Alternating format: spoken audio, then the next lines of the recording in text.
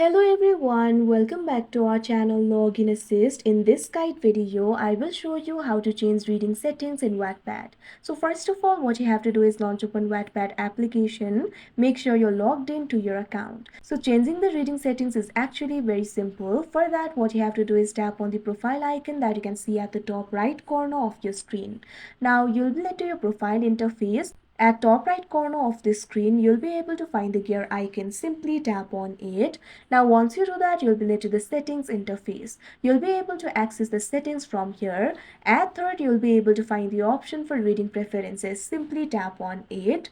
Now from here, you'll be able to access the reading settings. The first setting is screen orientation. If you want to change the screen orientation, simply tap on this option, screen orientation. Now after you do that, you can see over here, you'll be able to change the screen orientation. You'll be able to find the option for auto, portrait and landscape over here. Simply tap on the option of your choice. Now once you do that, you'll also be able to find the option for inline comments. If you want to show the inline comments, make sure to check this option. If you do not want to show it, make sure to uncheck this option. Likewise, you'll also be able to find the option for status bar. If you want to display the status bar, check on this option. Likewise, if you do not want to display it, uncheck this option.